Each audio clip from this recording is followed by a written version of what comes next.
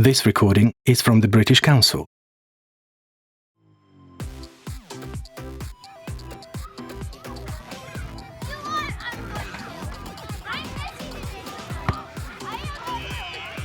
The sound of kids hanging out together.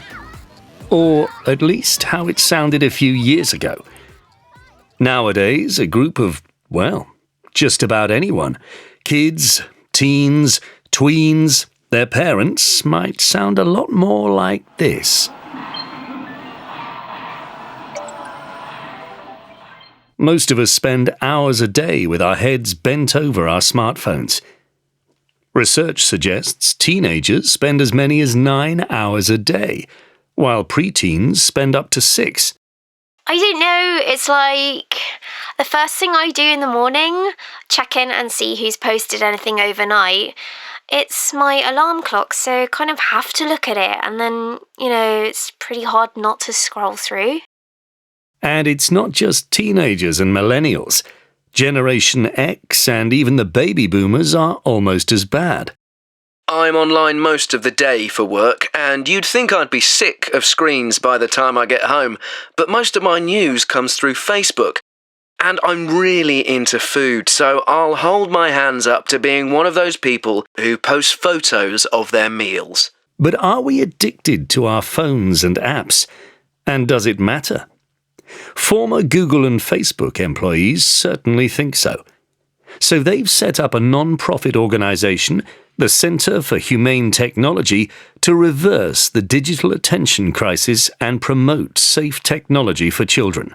Anyone who's seen queues round the block for the latest iPhone has to wonder what these people are thinking.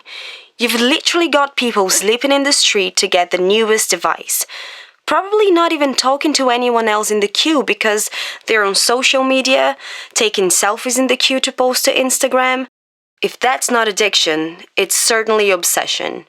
A more formal definition of addiction describes it as a repeated involvement with an activity, despite the harm it causes. Someone with an addiction has cravings. That feeling that you haven't checked your phone for 2 minutes and can't relax until you get your hands on it again.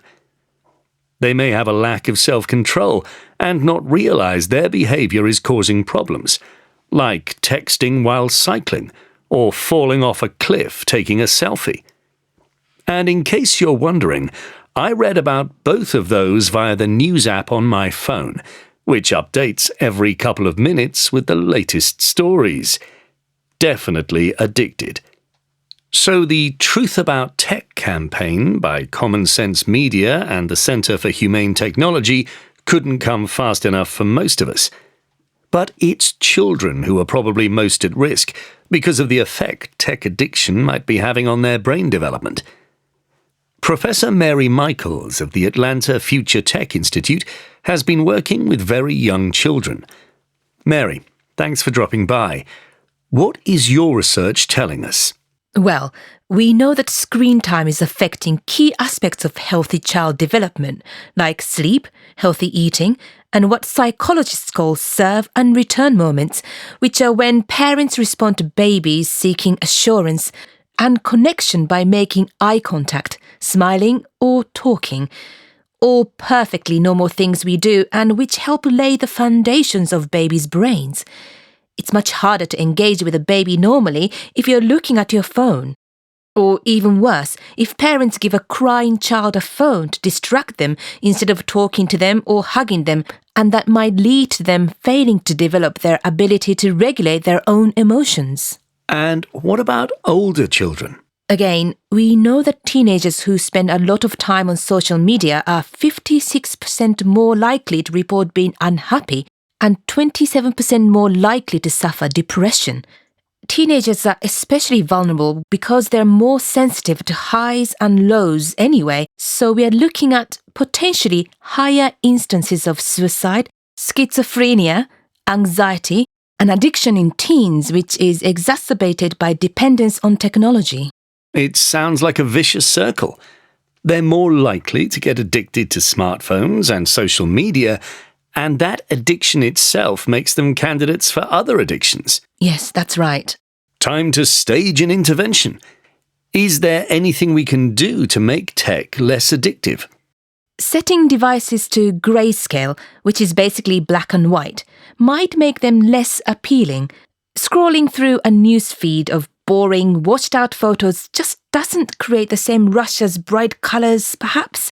And you can turn off the notifications that are constantly pulling you back in to check your phone. So, is it